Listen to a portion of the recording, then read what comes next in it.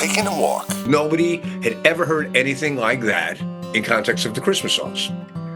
You know you got a hit on your hands when talk radio was playing your song. Country, urban stations, everybody was playing that one thing. So you get through the holiday season, we had a bona fide hit on our hands, that was good for me. I was so happy. It's a funny side note that my mom had called me up like sometime during the course of that holiday season. She goes, I heard this song on the radio and such good guitar playing. And she goes, why couldn't you do something like that? Welcome to another episode of the Taking a Walk podcast, hosted by Buzz Knight, where Buzz walks down memory lane with the lives and careers of music's most fascinating figures. Today, you're in for a special treat as Buzz is joined by a man who has helped redefine the sound of holiday music and rock orchestration, the legendary Al Pitrelli of Trans-Siberian Orchestra. Al's journey through music is nothing short of extraordinary, from shredding alongside metal icons like Megadeth and Alice Cooper to becoming the musical director of the groundbreaking Trans-Siberian Orchestra. Al continues to leave an indelible mark on the rock landscape.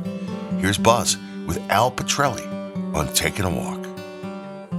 Well, Al, thanks for being on Taking a Walk. It's a true honor. Oh, thank you for having me. So you've been with the Trans-Siberian Orchestra since its inception. Can you take us back to how you first connected with Paul O'Neill and the great TSO project? Long time, my friend. I met Paul in 1985, and I was, cutting my teeth in New York City, trying to do what every other guitar player musician was doing back then. Paul was a songwriter, producer already, and we just met in the clubs, we would chat, run into each other. Hey, we got to work together one day, those conversations. And I went about the beginnings of my career, and Paul was becoming Paul, And I remember almost 10 years later, it's going to be 30 years ago this coming February. So from 85 to 95, we would chit-chat, and I was just starting to do pretty good for myself, and he was aware of that. And he had this project he was working on with the band Sabotage, and the album's called Dead Winter Dead. And he was auditioning guitar players for that project because, unfortunately, Chris Oliva had passed away a couple years prior. And they had Alex Skolnick had stepped in to fill those shoes for, I think, a year or two. And then he chose to move on to somewhere else anyway. And Paul was looking for a guitar player, and from what I heard, people kept putting my name in his ear. And he's like, no, he's a session player. I don't want a session player. I need somebody who could really dig into this. And a mutual friend said, listen, you're running out of time. Call Pitrelli, make the record what you want to make, and worry about everything else afterwards. So he kind of went, okay, And I got this phone call one night in February, 95. And he goes, listen, I could use some help. I'm like, it's about time. All right, cool, And he goes, would you come into the city? And I'm kind of looking for something, and nobody's been able to give it to me yet. All right, fine. So I walk in, I put my Les Paul on my lap, tweak the Marshall a little bit, whatever it is, and he puts the faders up. And I looked at him like, your dog looks at you when you're not sure what's going on? And what's with the Christmas song, dude? And he laughed, and then because that kind of, got rid of all the tension in the room, like the first time working with somebody. And when we left, he goes, well, it's not really a Christmas song. It's a soundtrack depicting events that took place on Christmas Eve during the war in Sarajevo. That was a very deep statement. All the years I've been working with producers and doing records and film scoring and soundtrack, TV commercials, all that, nobody had ever opened up a session with anything like that. So I said, all right, you got my attention. Well, what do you mean? He goes, anyway, the story's about this classically trained cellist who's going down to the town square in Sarajevo, wherever it was. And he's playing works by the great composers in protest to the bombing rates that were starting to happen. And I had this weird look on my face, I guess. And he goes, well, what's the matter? I said, well, I was Alice Cooper's musical director in 89 and 90, and I played what was Zagreb and Belgrade. And I was in the town square that you're talking about. And he looked at me and goes, really? And I'm like, yeah, press record right now. And that's when I started going up, boo-doo-dee-da, boo-doo-dee-da, boo-doo. And I started humming God Rest You Merry Gentlemen over the top of that. It's like, yes. Yeah. So we went from being a producer and a guitar player to being a pair of film scores without the luxury of the visual of that. But I could see it in my head. I was there, And my job as a guitar player or as a piano player or as a musician is to serve the song, not this necessarily all the time. So when he started telling me the story, this is a really, really dark story. And I immediately heard the opening chords to The Sound of Silence by Simon and Garfunkel, how haunting, hello, darkness, my old friend. I won't sing because you'll want to end the interview. But anyway. No, stop. But so then he's like, okay, I could see the planes coming off in the distance. And then bang, gung, gung, gung, gung, gung, the band kicks in. And he goes, but I need something more. And I went in with this little ostinato. And he said, that's the stormtroopers coming in. And then all hell breaks loose as the song unfurls, like the bombs, the this and the that. And, we finished that. And he goes, that's exactly what I was looking for. And of course I got to be me at the end of the song with that really fast kind of run at the end. But I just approached it from a cinematic point of view. And then he said, why don't we look at something else and look at something else? And I think he said, I want to look at, I recorded part of Mozart's 23rd to 24th Symphony. Of course you did. Why wouldn't you? I said, all right, roll the tape. Let me hear what you got. And, again, it was 2-inch tape at the time. So he rolled the tape and I'm like, stop. Do you have the score? And he goes, you can read? I'm like, yeah. Oh. And he puts the score in front of me, and I'm looking here. Okay, here's the cello part, violin part, oboe part. Oh, my God. Okay, press record. Oops, wrong key. The score was in a different key than what they recorded. And he's like, oh, is that a problem? I said, no, give me 1 second. Press record. And I sight transposed it. And he goes, how did you do that? I said, I don't know. I've been reading music. I could read music before I could read English, Growing up, 1960s, public schools, they hand you a trumpet, you're in the marching band, or I was taking guitar lessons, back in the early 60s. And what do? You learn to read music. And I had a very, very important person in my life when I was a teenager, a guitar player, I'm sure you are aware of, Steve Vai, who grew up one town away from me. And he went off to college and I replaced him in his local bar band, whatever. And he would come back from college and he was Steve Vai. And he goes, listen, you're really, really good. Always make sure you work on your reading. So when somebody like Steve Vai tells you something, you do it. Work on your reading, work on your rhythm guitar playing. He goes, yeah, you can solo, but who cares? That's only 5% of your job. Everything else is coming up with good rhythm parts, supportive, foundationary parts to music. So this is the stuff that I concentrated on. And growing up listening to a lot of Leonard Bernstein music, West Side Story or Andrew Lloyd Webber's works that would come through, Rodgers and Hammerstein, like all these soundtracks. That's where I grew up, that Motown, the 60s. And then the advent of FM radio in the 70s. So my musical background was much more than just being a guitar player. I would always think I had an arranger's ear, horn parts, string parts, dynamics. That's why I did pretty good with soundtrack work and TV work and things like that, working for Alice Cooper, very theatrical presentation of music. All this stuff was getting me ready for this one chance meeting that I'm going to be in the studio with Paul, And he goes, well, what are you doing for the rest of your life? And I'm like, probably get divorced a couple times, but I'm going to hang out with you a lot. Yeah. And that pretty much that's what happened. So he developed this trust in me, and I developed this trust with him that we knew we were going to take care of the song before anything else, So to make a long story, is painfully longer, we finished that session, and I thought it was just fantastic music that he had put together, and I was so proud of the arrangements and the emotion and the power and all the stuff that he was able to bring out of a 2-inch tape. Because it's a very visual record, that Sabotage Dead Winter Dead album. You listen to that, and it's like he's taking you on a journey. And part of my job was to help. When his lyric or his vocal melody stopped, it was my responsibility to continue on that thought process. Different approach than being one of these dudes. And there's nothing wrong with being one of these dudes. So if you fast forward to 1995, late November, we had the number one requested song in America with Christmas Eve, Sarajevo, 1224, because nobody had ever heard anything like that in context of the Christmas songs or the Christmas music that was being played. You know you got a hit on your hands when talk radio is playing your song. That's saying something, right? Yeah. Saying something right there. Country, urban stations, everybody was playing that one thing. You know, it was like almost not, I don't want to compare it to anything else, but when you heard Eddie Van Halen play the guitar solo and beat it, everyone went, what? What is that? You know, it was such a left turn compared to what was going on, you know? Right, yep. So you get through the holiday season, we had a bona fide hit on our hands, and that was good for me. I was so happy, you know, I was so proud. And it's a funny side note that my mom had called me up like sometime during the course of that holiday season. She goes, you know, I heard this song on the radio and such good guitar playing. And she goes, why couldn't you do something like that? I can't wait. That's funny.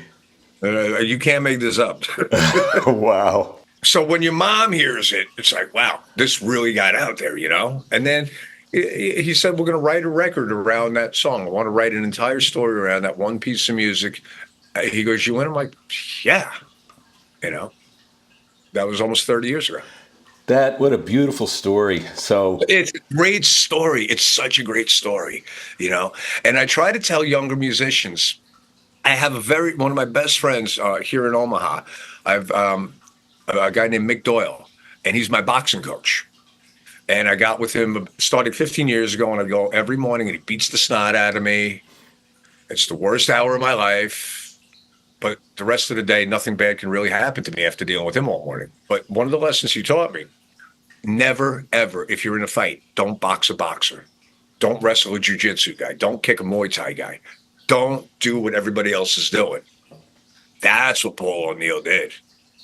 You know, I mean, I love Nat King Cole's Christmas music. I loved when David Bowie and Bing Crosby did Little Drummer Boy. You know, I loved all the stuff that I grew up listening to. I loved Donny Hathaway's This Christmas.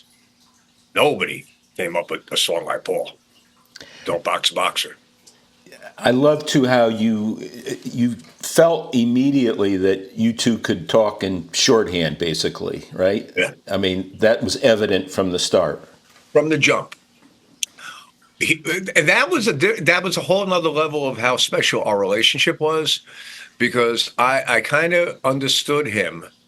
Everything that he was trying to articulate, I got it, you know. And because I was thinking in the way that he was thinking. He's creating a soundtrack. You know, whether it's John Williams or Hans Zimmer or, you know, any of these great composers, like we said, you know, Bernstein, Andrew Lloyd Webber. You know, if you put on any one of these, a really good film and you turn the volume off, The Hunt for Red October isn't as cool without the score underneath it. You know, when the submarines go, you know, that's where I live. And that's where Paul lived. And that was that understanding we had with each other. You serve the song, you serve the story. It's not about me. It's not about all this stuff. Yeah, I'll get to do that on occasion or whatever it's called for when it's appropriate for the song. But that's the trust that we developed in each other, knowing that, okay, we're going to create something that's going to just bring your lyrical story and elevate it to where you want it to be. And that was a really lovely relationship. So when you reflect on Trans-Siberian Orchestra and you know, the time that's passed, I'm sure you, first of all, never would have imagined it would become this brand and this, you know, have this legacy that continues. How do you think things have evolved over the years with TSO? I think that we never looked in the rearview mirror at our previous accomplishment, yesterday, last year, any of that stuff. He was always looking forward. Always wanted to evolve musically. When it became a live thing, he wanted to put everything back into the show. He wanted to make the biggest rock show ever. He was so smart. His imagination had no boundaries. You know, when he said he wanted to have pyro hits being choreographed to Beethoven's Fifth Symphony, he was like, what? Or the lasers being synced up to all my guitar work in Wizards of Winter. I remember it was the funniest thing ever, dude. We were sitting, I don't know if it was where it was Lakeland, Florida, or here in Omaha, wherever we were rehearsing at the time. But he said, I want the lasers to be programmed to every note that Al plays on the guitar. And I think that like the lighting crew was like, dude, that's impossible. He goes, really? And he pulled out, I'm going to say maybe an iPad or an old Mac at the time. And there was some guy in Cleveland who programmed his house lights to every one of my guitar notes in Wizards of Winter. And Paul said, this guy did it with a staple gun and a ladder from Home Depot. And they all went, never mind, we'll do it, So his vision, he was so just like ahead of everybody else, what he saw in his head. And we just said, you know what? If you think it up, we will figure out a way to do it. That's what you do. If if you equate it to Walt Disney, he started out with a sketch of a mouse. Look at Disney now. But you created your own category too. Yes. Don't box a boxer, right? He created a genre that didn't exist, which that in itself is kind of miraculous. But he also created something that the entirety of, like, we just sold 20 million, or 20 millionth ticket. A lot of people got the story, I mean, you can't really argue with the math. If we're doing this for 30 years and people keep coming out and more people keep coming out every year, it's not about the pyro. It's not about the lasers. It's not about the music. It's about all of that and the story. The story, the three stories that he wrote into the three Christmas records are so accessible. There was a wonderful quote from Leonard Bernstein that he said, great art should be accessible, but never ordinary. Brilliant. It really, when you take it apart like that, it's brilliant. He goes, this melody is so accessible, a Beethoven melody he was referring to, but it's not banal. It's not ordinary. And that's Paul. And when I heard Bernstein say that, I was like, there it is. The people in the audience can relate to the story. Why? Because it's kind of about them. Tragedy, loss, redemption, heartbreak, time, not having enough of it anymore, not wasting, everybody in the audience is like, oh my God, I understand this because I just went through something like that. It's almost cathartic. We'll be right back with more of the Taking a Walk podcast. Welcome back to the Taking a Walk podcast. It must make you guys feel so amazing thinking about, how difficult the times are and how, every year is different, obviously, but, you reach this time of year and what TSO does in terms of making people feel great it must be so gratifying. On a whole different level, Listen, I've been doing this 40-something years, recording, touring, having so much fun. But this thing, I've watched the audience. I've never seen a TSO show, obviously. But I have my own show where I stand downstage center and I look at families 3 generations deep celebrating. Little bitty, like 3-year-old girls on their granddaddy's lap, and the pyro goes off, and the little girl grabs her granddaddy, like she's startled for a minute, and then they fist bump, and they're like, yes, And then, what we do a show last year, and then the following year, like somebody will come up to me and say, because of you, my son wants to take guitar lessons, or my daughter wants to play violin like Asha, or piano, or what. Reaching into that part of the universe has been one of my favorite reward ever. Watching people, little kids going, Beethoven's kind of cool, So can you talk about how your career with Alice Cooper and Megadeth, how it really prepared you for this moment with TSO? I just turned 62 in September. And it's funny that the older I get, the more I understand the journey I've been on, if that makes any sense. Everything that I have done since 1964, when I saw the Beatles on Ed Sullivan when I was a baby, to working for Alice, to working with Dave Mustaine, working with Celine Dion, working with whomever over the years, so many different artists, so many different styles, male, female, all this stuff. I had absolutely zero idea that it was all preparing me for this one moment that was to become the Trans-Siberian Orchestra. Because if you look at it, it's not genre specific. It's not male female specific. It's not just metal. It's not just theater. It's all these different things. And over the years, and by making several mistakes when I was younger, it's like, okay, I can't talk to this artist like I would talk to this artist. So in context of this, I have all these different artists in one room. I got 10 lead singers. I can't be conversing with Jeff Scott Soto the way that I converse with Chloe Lowry. Doesn't work. So as a musical director and having a lot of experience and making a lot of boo-boos, it's taught me how to deal with stuff. Working for Alice taught me that the theatrical presentation, when he put the straitjacket on and became Dwight Fry in that song, he wasn't Alice Cooper anymore, dude. He was Dwight Fry with the microphone jammed up over here saying, I got to get out of here. And when he asked me to compose a piece of music to tie the film together, we were doing the live movie, again, that was my first experience of, okay, I have to write something that's appropriate for these two sections to be joined together. It's got nothing to do with this, going back to what we talked about earlier. Working with Mustaine taught me so much about my rhythm guitar playing, so much like his work ethic, his angst that he would write into his songs, taught me a lot about if I play this combination of notes real aggressively on the guitar, it's a better foundation for what he's trying to say, but politically, visually, religiously, whatever he wants to talk about.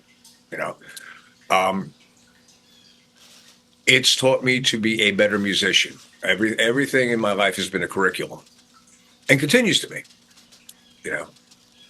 and not to panic. Don't panic. Don't ever panic. Can you talk about the community that TSO as an organization has? It's really like a family, with many tentacles that do many different things, but it really is a special community. Can you speak about that? When we started, there was only a couple of us, and Paul had a very specific way that he walked through life and navigated life. And I liked the way he did it. He's very smart, very, very well read in all sorts of different things. And he influenced me to want to do the same.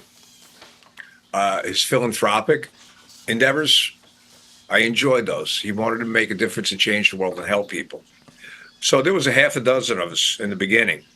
And every time somebody new would get involved, they acclimated to Paul's way of doing things. So over 30 years of building this, when people would come in, there's a very specific way that the people in this organization behave, act, deal with charity, deal with music, deal with community, deal with people, that you do it our way. And it's grown into this wonderful, large family, if you will, a community of people that all share the same goal, because this is what this is. This isn't a heavy metal band in 1984. This is what this has become. And the responsibility that we now have, I've probably mentioned to you in the past, that when people come up to me and say, it's not the holidays until we see you guys live, or we play your music in our homes from Thanksgiving to New Year's. Really? That is such a wonderful compliment, and it's such a huge responsibility, because you're inviting us into your homes. Your family is celebrating this wonderful time with us being the soundtrack. And when you come see us play, it's that same kind of respect and responsibility and all that. I want to make sure that people come in and just have a wonderful time. Like when I was a kid, the magic of going to see the Radio City Music Hall Christmas event. If it was bad, I would have been heartbroken as a kid, and I wouldn't have taken my children. People, when we started, our first show was in '99, Tower Theater in Philadelphia. You got people in the audience that were maybe in their 20s or 30s, and now they're bringing their grandchildren, their children. Maybe people who brought their kids in '99 are bringing their grandchildren. I'm proud of that. I'm proud of this like I'm proud of my children. My oldest son is 38 years old. He's a sniper in the Special Forces. He's still my little boy. I don't get tired of telling him I love him or kissing him. And he's like, Daddy. I'm like, too bad, dude. I'll still beat you up. I got 38, 36, 30, 13, and 8. That's what TSO is to me. Sorry, my children. If it's Paul's child, I'm the uncle in the corner.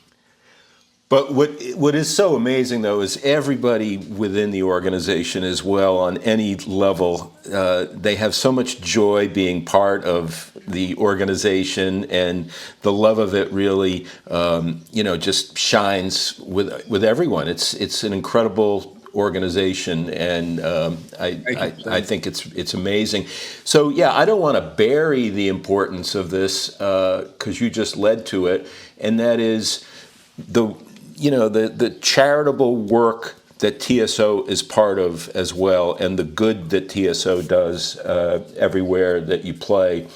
Can you speak about that? Yeah. Paul O'Neill. Going back to the earlier part of our conversation together, we're in New York City, it's like, you want to go out and get a slice of pizza? Yeah, dude, I got to get out of the studio for 5 minutes. Come on. Or, we're walking to the subway, we're walking to the studio, we're going, whatever we're doing, we're walking around Manhattan. And I'm on 19th Street and Fifth Avenue, and I look over my shoulder, he's back on 17th Street. Where'd you go? And he's reaching in his pocket. Some guy, some woman, whomever, is living in a box on the corner. He's handing him a $20 bill. And finally he catches up to me, and I'm like, it's really sweet. He's like, I'm not going to miss the 20. That may change that person's night. Give them a chance. Maybe they'll have a little bit better of it tomorrow. Maybe they'll go get a bite to eat or go to a shelter, whatever.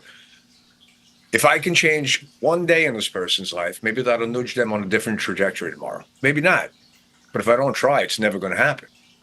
And I was just like, you're extraordinary on every level, dude. Love you. And that's what he did. So when we played in Philadelphia, the Tower Theater, 1999, remember, like, right after sound check, we were just kind of sitting down, kind of nervous. Like, how's this going to go tonight? First show ever. And he goes, you're going to be great. And I just wanted to let you know that $1 from every ticket that we sold, there was probably like 3,000 tickets that night, is going to go back into the charity, back into the community in Philadelphia. We're going to do it tomorrow in Chicago, and then in Detroit, and then in Cleveland, and then in New York, and in Boston. You're a good dude. That was $20 million ago. Congrats, my God. $1. $1 that's probably not even worth 25 cents when we started, Right. Still, discipline. Do it, repeat. Do it, repeat. And he wanted to change the world, and I think he has accomplished that. I'm so proud of him, his family, the legacy's continuing on. That was paramount to Paul. He wanted to make a difference, and he did it in, I think I'm going to use the word altruistic. I think that would be appropriate. He didn't want the credit. He just wanted to do the deed and then move on. He used to call them random acts of kindness. Again, you're in a rock and roll band, fantastic. You're in a rock and roll band with Paul O'Neill, surreal. I love it. So take us inside to the planning right now that's going on for the new season with TSO. The new technologies maybe that you could share that are going to be part of it. What's going on with the prep, and what can audiences all over the place, other than the greatness of TSO, what can they expect this year? I haven't seen it yet. Okay. So we have been planning this. We historically finish our run. We will fly home on New Year's Eve day. Go back with your family, celebrate your holidays, catch your breath for a week. And then by mid-January, it's back on going to the city or get on Zoom meetings. What are we doing next year? And it's a year-long conversation. And I like to compare it to the football team that won the Super Bowl. Okay. In this case, Kansas City. All right. And I promise you that, they got the ring. We did last year's tour. Crushed it. It was awesome. Fist pumping, high five, woohoo, martinis, cheers. I promise you Andy Reid got home, scratched his head for a minute and said, I got to do this again next year. How? How do we win the third Super Bowl in a row? How does any team win the Super Bowl? You go back, you don't look in the rearview mirror, you go, okay, I won, that's wonderful, it's done. What do we do to make the team better? Or in this case, how do we make this band musically better, musically different, retain familiarity?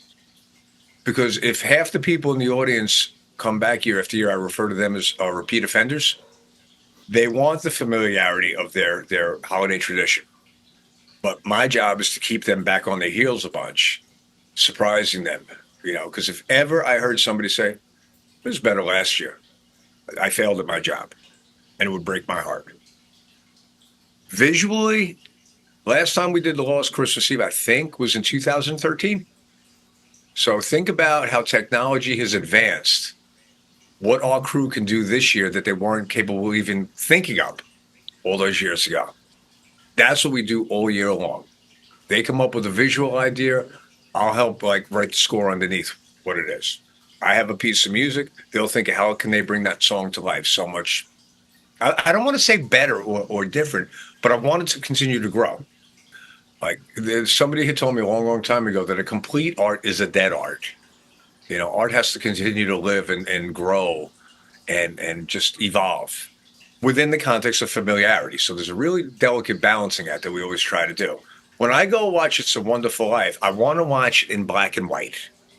I don't want a colorized version. I want to go back and go back 50-something years to when I was a little kid and feel safe and comfortable with watching that. Or if it's Charlie Brown, as soon as Vince Giraldi's piano starts, I'm good.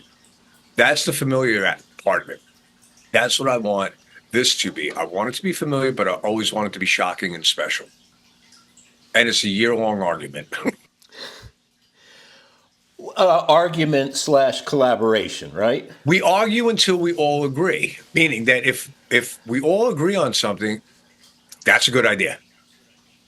If we're still going head to head on this one topic for 3 weeks, go away. Next.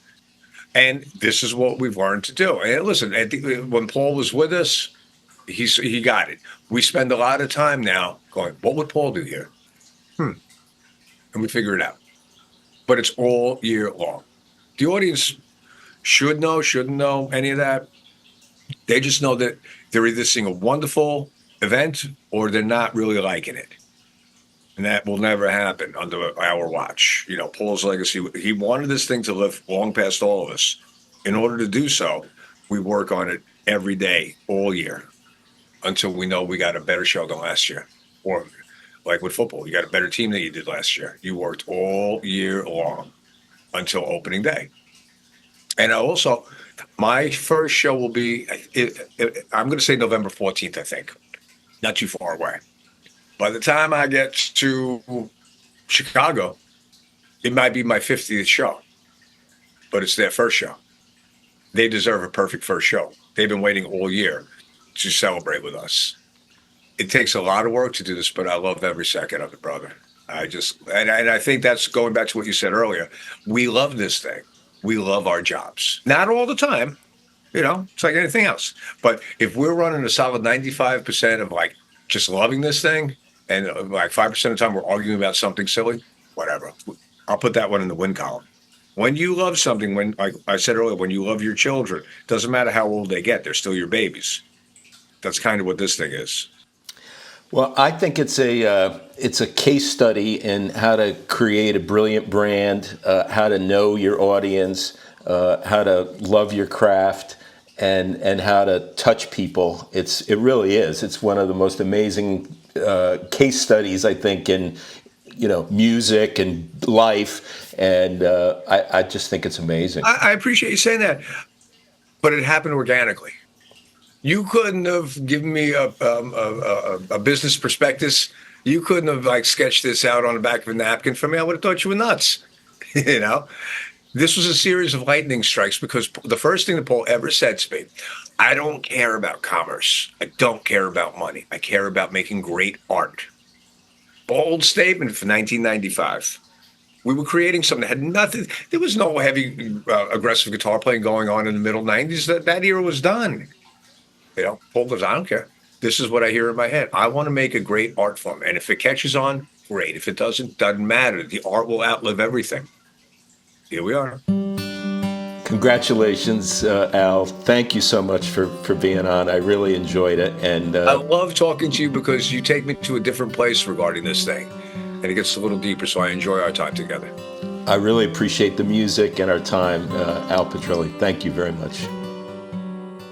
Thanks for listening to this episode of the Taking a Walk podcast.